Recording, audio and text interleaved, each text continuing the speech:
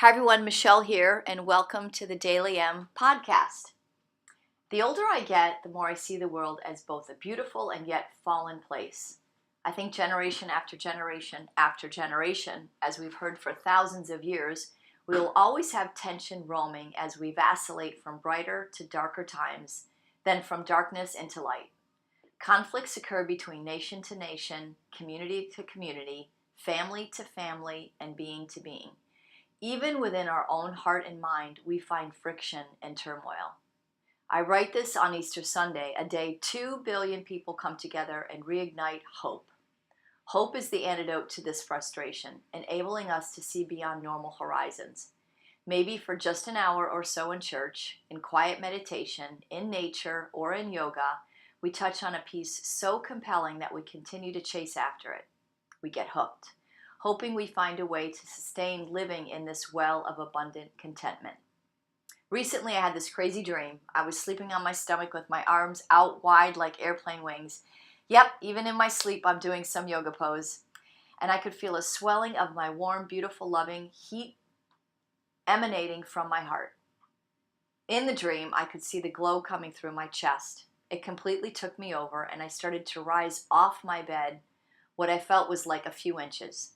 But soon, I noticed my neck started to hurt, and in an instant, I crashed down on my bed and woke up. I got up and walked around not knowing if this was a dream or did that really happen. Friends who know me well know that I'm both introverted and extroverted. It's important for my being to be both, and not just lightly.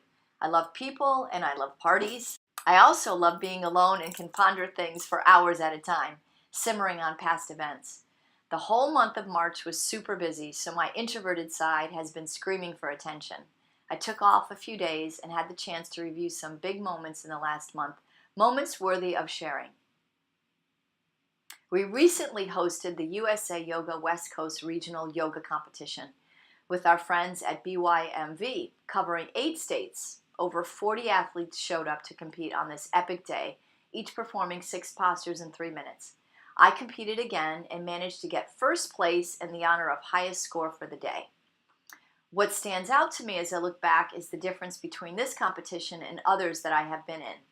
Years ago at Nationals in Los Angeles, I was ready to go on stage with a tight spine, a tight body, and feeling cranky, all while my coach, Mary Jarvis, gave me a pep talk to do the best I could for that day.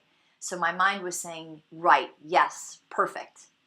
Then I got up on stage, and in the silence of 3 minutes doing the motions of the poses, my mind drilled me on how unprepared I was, how awful this is going to be, how I should have done this, I should have done that, and other unworthy, not going to help me right now commentary.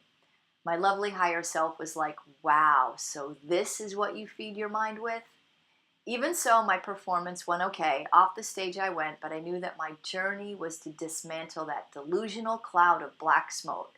If I didn't, it would hinder any future victory of any kind. Fast forward to this most recent performance, and in the quiet of my mind is the presence of the gesture at hand as I sang a song of flex your foot, keep your elbows down, breathe, hold, and enjoy this moment, etc. Cool. Then I got to my third posture, and without warning, my mind goes, what are you going to do about your last pose? As that posture is super hard for me and I know that I need more time to do it. Superbly, my immediate instinct was to turn away from that flaming arrow of negative thought, bringing me right back to my task at hand. I transfigured it even more by soaking in the audience's vibe of sweet support during each posture held. I finished nicely, but the true victory was that ability to overcome my negative mental patterns. Mary Jarvis, teacher extraordinaire and coach to champion athletes and renowned teachers, came to Bikram Yoga San Jose for a rare one-day visit to teach class and lead a posture clinic. It was to start at 10 a.m. and end at 4. It started at 10:30 and we ended 9 hours later at 7:30. Mary is an artist in this yoga world, and you cannot predict or script her. She's a genius, and if you are gifted with the blessing of knowing her, you won't want to leave. Allow me to share 2 of my many standout moments. After a terrible car accident, Mary was in a wheelchair for a long while. This is how she found the yoga and found Bikram, attending classes including those taught by Bikram several times a week. and many times practicing twice a day. Over the years, she's healed herself and has endless knowledge on the spine. Not too long ago, she broke her ankle. At the time, she owned a studio in San Francisco for almost 20 years. One day, a longtime member that she hadn't seen in a while came back in the studio. He told her that he sprained his toe and needed time off to heal. Not knowing that she had a broken ankle, they proceed to take class together. The whole class, he watches her using a chair to support the leg of her broken foot, so she can still do every posture as each relates to her spine. She tells the story with such love and humor that you are brimming with laughter at the idea that you should take a break from Bikram yoga if you are injured. The ridiculousness of not showing up because of a sprained toe, hurt hip, tight shoulder, broken finger, sciatica, torn knee, and so forth. To Mary, if you can do something with your spine today, you are in class. No excuses. The spine is the beginning and the end of your health. If it's there, then you are good. If it's not, then you are in trouble. It will shape everything, physical, mental, and spiritual. Mary said the word wait at least 50 to 100 times that Sunday, between class and her clinic. She repeated and reinforced it so often that I'm hoping everyone heard it at least once. Her recommendation in any pose, regardless of the physical condition you are in, is to do it right. Find your limit, hold it, and wait.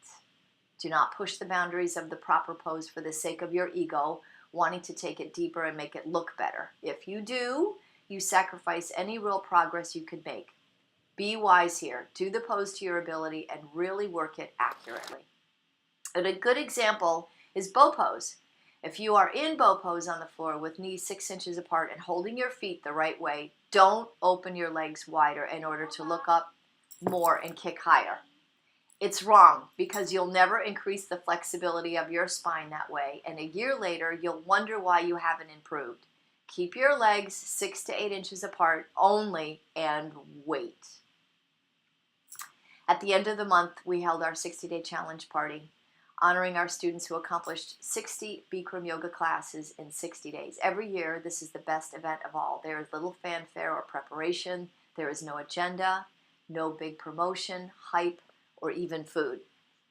But for all the simplicity, every time, it is our most meaningful, our most intimate event at BYSJ. It's the challenger's special time to pick up their hard-earned t-shirt and share an insight or two on what the challenge has meant to them. You won't expect what comes out of people. You'll come away with a bellyache from laughing, tears streaming down your face from such inspiring stories, and a renewed commitment to your yoga practice. Standout moments for me are the type of words I now hear at the party. What we think is difficult is actually not. I love the yoga community here. Everyone encourages me.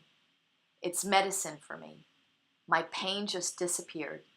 I'm in touch with my body. I'm the happiest person. You find that you don't have an excuse and you can do it. The posture is not the problem, it's the solution. I have more energy to do the things that I love. This time I slowed down and was with myself. I was more lighthearted this time. Precision matters. I used to struggle and now I enjoy the poses. I'm a new person. I match the words with the movement. It's a challenge every day, but it's saved my life. Awareness and being present are the things that have stuck with me. Everything is more manageable and beautiful. The more I do yoga, the more I find out about myself. I feel worthy. On their own merit, these events are worthy of consideration. But together, all three share a common lesson. They are an invitation to trust. Bikram will tell you that when you are a true yogi, in the snap of a finger, you can go from one subject to the next with absolute concentration. My mental interruption on stage was unexpected, but in the blink of an eye, I brought my attention back to the present. My practice gave me the trust to move past a potentially sabotaging moment. Mary Jarvis underscored the discipline to wait, which takes humility and trust. You never know how long something will take, and you just have to trust the process. If you don't, your hard work is useless. You'll just stand in one place for the rest of your life. And could you know what a 60-day challenge will give you? To make it through the rough days, the down in the dirt days, you have to trust that you are capable of becoming more than you currently are, you have to have faith in that possibility. When you do trust, miracles happen. The mind obeys, the body is effective and efficient, and the spirit soars. Your very being is victorious in ways that define and surround your life. You become supernatural, conscious of a power within you that you would not have otherwise discovered. This is the power inherent in faith that only comes alive when we are at the end of ourselves. In fact, in every one of these takeaways, victory has nothing to do with how much better you became in a pose. The victory is in transcending a screw-loose mind, overcoming a junk body, with a healthy spine to have and use for the rest of your life. The victory is in attaining love for 60 days, love of self, love for others, love from others. This, my friends, is self-realization and the whole reason why Bikram Yoga San Jose exists and thrives. My dream of being wide open, receiving love, and crashing painfully, it tells me that I've attracted a faith so great that my heart swells with love and joy. But the warning is there also. In a split second, without notice, I can fall if I don't catch the things that pull me off my course. And hope is the bridge that gets us to faith. If I take my class, or I head to church, or walk in nature, I can transcend a fallen world and prime myself to hope again.